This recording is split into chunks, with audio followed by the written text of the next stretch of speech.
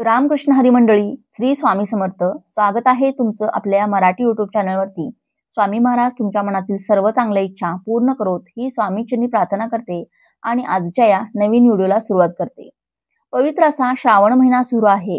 या श्रावण महिन्यामध्ये अनेक सण, उपवास, पूजा, व्रत वैकल्ये येत असतात. त्यापैकीच एक व्रत म्हणजे पुत्रदा एकादशी हे व्रत आहे. हे व्रत श्रावण महिन्यातील शुक्ल पक्षातील तिथीला येत असतं. त्याला पुत्रदा एकादशी व्रत या नावाने संबोधलं जातं. हे पुत्रदा एकादशी व्रत भगवान श्रीहरी श्री विष्णूंना समर्पित असतं. त्याचबरोबर हे पुत्रदा एकादशीचं व्रत श्रावण महिन्यात आलेलं आहे. त्यामुळे हे व्रत केल्यामुळे भगवान विष्णूंसोबतच भगवान शिवाचे देखील आशीर्वाद प्राप्त होत असतात. त्याचबरोबर पुत्रदा एकादशीचं व्रत केल्याने जीवनामध्ये धनसंपत्ती प्राप्त होते. हे एकादशीचं व्रत केल्याने आयुष्यात सुख, समृद्धी, शांती नांदते. त्याचबरोबर या व्रताच्या प्रभावामुळे आपल्याला संतान सुखाची देखील प्राप्ती होते आणि ज्यांना संतान प्राप्तीची इच्छा आहे त्यांची संतान प्राप्तीची इच्छा देखील पूर्ण होते. त्याचबरोबर मनातील कठीणातील कठीण इच्छा देखील पूर्ण होत असते. आपल्या जीवनामध्ये आपण अशा काही विशिष्ट तिथींना आपण काही महत्वाचे आणि प्रभावी उपाय केले तर त्याचे 100% फळप्राप्ती होत असते. उद्या पुत्रदा एकादशीला या विशिष्ट तिथीला आपण हा एक महत्वाचा उपाय केला तर आपल्या जीवनातील सर्व संकटे, अडचणी, दोष, विघ्न, दुःख नष्ट होऊन आपल्या घराची, आपल्या पतीची, मुलांची अगदी भरभरून प्रगती होईल. असा हा प्रभावी उपाय आपण आजच्या व्हिडिओमध्ये पाहणार आहोत.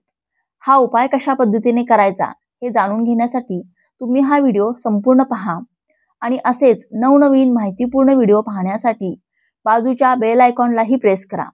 म्हणजे जेव्हा कधी मी नवीन व्हिडिओ अपलोड करेन तेव्हा त्याचं नोटिफिकेशन सर्वात आधी तुमच्यापर्यंत पोहोचेल.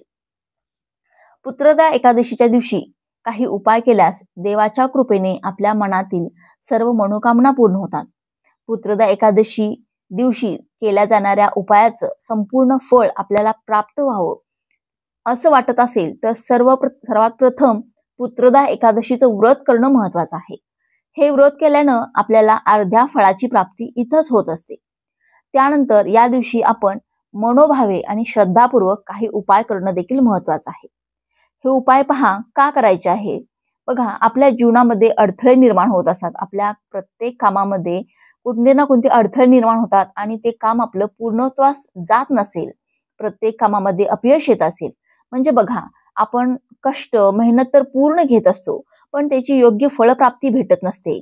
घरामध्ये पैसा येण्याचे मार्ग बंद झाले असतील, घरामध्ये अनेक दोष निर्माण झाले असतील, त्यामुळे आपल्या मुलांची, पतीची, घराची प्रगती खुंटली असेल, आपल्या मुलांना शिक्षणामध्ये यशप्राप्ती होत नसेल, पतीला कोणत्याच कामामध्ये यशप्राप्ती होत नसेल, त्याचबरोबर पहा आपल्यावरती कोणत्याही प्रकारचं कर्ज असेल, मग ते घराचं कर्ज असो किंवा गाडीचं कर्ज असो किंवा अन्य कोणतंही कर्ज असेल तर ते फिटत नसेल आणि दिवसेंदिवस ते वाढतच जात असेल, आपल्या घरातून पैसा म्हणजे लक्ष्मी सतत कोणत्या ना कोणत्या कारणातून बाहेर जात असेल, घरामध्ये लक्ष्मी स्थिर नसेल, घरामध्ये सतत संकट, अडचणी, शत्रुबाधा, कर्णीबाधा, पितृदोष असेल, घरामध्ये नकारात्मकतेचं वातावरण असेल किंवा घरामध्ये सतत कोणी ना कोणीतरी आजारी असेल, या सर्व गोष्टींपासून मुक्तता मिळवण्यासाठी आणि संतान प्राप्तीची इच्छा देखील आपल्याला पूर्ण करण्यासाठी, त्याचबरोबर आपल्याला आपल्या जीवनामध्ये लक्ष्मी प्राप्ती व्हावी यासाठी आपल्याला हा उपाय करायचा आहे. उद्या पुत्रदा एकादशीला सकाळी लवकर उठून स्नान करून आपल्या देवघरातील भगवान विष्णूंच्या कोणत्याही रूपाची विधिवत पूजा करायची आहे. मग तुमच्याकडे बाळकृष्णाची मूर्ती असेल किंवा विठ्ठलाची मूर्ती असेल तर त्या मूर्तीवरती आपल्याला केशरयुक्त दुधाने अभिषेक करायचा आहे. अभिषेक करायला सुरुवात करण्यापूर्वी आपल्याला एक दिवा प्रज्वलित करायचा आहे आणि त्यानंतर आपल्याला भगवान विष्णूंच्या मूर्तीवरती अभिषेक करायचा आहे. प्रथम केशरयुक्त दुधाने अभिषेक करायचा, स्वच्छ पाण्याने अगोदर अभिषेक करायचा, त्यानंतर केशरयुक्त दुधाने अभिषेक करायचा आणि त्यानंतर परत एकदा स्वच्छ पाण्याने अभिषेक करायचा आहे. अभिषेक करत असताना आपल्याला ओम नमो भगवते वासुदेवाय नमः या मंत्राचा सतत जप करायचा आहे. त्यानंतर पिवळं वस्त्र पाटावरती अंथरून पूजा मांडायची आहे. भगवान विष्णूंना पिवळी फुले अर्पण करायची आहेत, पिवळ्या रंगाचा नैवेद्य अर्पण करायचा आहे, तुळशीपत्र अर्पण करायचे आहे. तुळशीपत्राविना ही पूजा अपूर्ण मानली जाते. नैवेद्यावरती सुद्धा आपल्याला तुळशीपत्र आवर्जून ठेवायचं आहे. त्यानंतर तिथे आपल्याला काय करायचं आहे, संपूर्ण पूजाविधी झाल्यानंतर तिथे बसूनच आपल्याला विष्णू सहस्त्रनामाचं पठण करायचं आहे.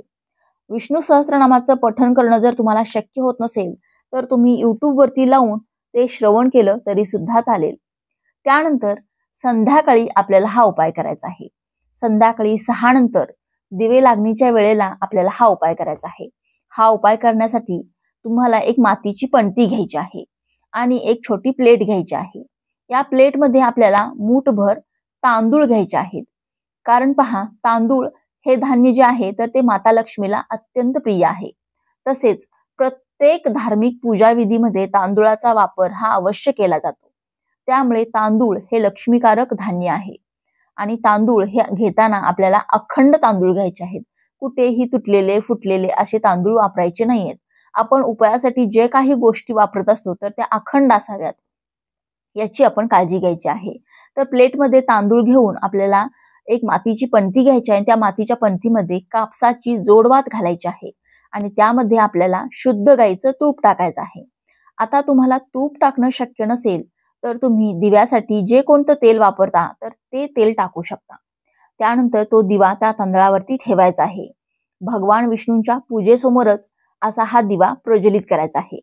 या दिव्याचं आपल्याला हळद कुंकू वाहून आणि एक गुलाबाचं फूल वाहून किंवा तुमच्याकडे कोणत्याही लाल रंगाचं कोणतंही फूल असेल तर ते फूल वाहून या दिव्याची पूजा करायची आहे आणि हा दिवा आपल्याला प्रज्वलित करायचा आहे. ह्या दिव्याची दिशा किंवा ह्या दिव्याची वात जी आहे तर ती आपल्याला उत्तरेकडे करायची आहे. कारण उत्तर दिशा ही लक्ष्मीच्या आगमनाची दिशा मानली जाते, भगवान कुबेरांची दिशा मानली जाते. त्यानंतर आणखीन एक दिवा आपल्याला आपल्या घराच्या मुख्य दरवाजाजवळ लावायचा आहे आणि आणखीन एक दिवा आपल्याला तुळशी मातेजवळ लावायचा आहे. मुख्य दरवाजातील दिव्यात आणि तुळशी मातेजवळ जो आपण दिवा प्रज्वलित करणार आहोत त्या दिव्यामध्ये आपल्याला तिळाचे तेल टाकायचे आहे आणि आपल्या देवघरामध्ये परत यायचं आहे. आता ह्या मुख्य दरवाजावरती आणि तुळशीजवळ दोन्ही दिव्यामध्ये कापसाची जोडवात टाकायची आहे आणि तिळाचे तेल टाकून तो दिवा प्रज्वलित करायचा आहे. तुळशी मातेजवळ आपल्याला हा दिवा प्रज्वलित केल्यानंतर आपल्याला ओम नमो भगवते वासुदेवाय नमः या मंत्राचा जप करत तुळशी मातेला 7 प्रदक्षिणा घालायच्या आहेत आणि त्यानंतर आपल्या देवघरामध्ये परत येऊन आपल्याला भगवान विष्णूंच्या पूजेसमोर आणि हा दिवा प्रज्वलित केलाय तिथे बसून आपल्याला ओम नमो भगवते वासुदेवाय नमः या मंत्राचा 108 वेळा जप करायचा आहे आणि त्यानंतर मनोभावे नमस्कार करून आपल्या जीवनातील जे काही दुःख आहे, संकट आहे तर ते दूर होण्यासाठी प्रार्थना करायची आहे.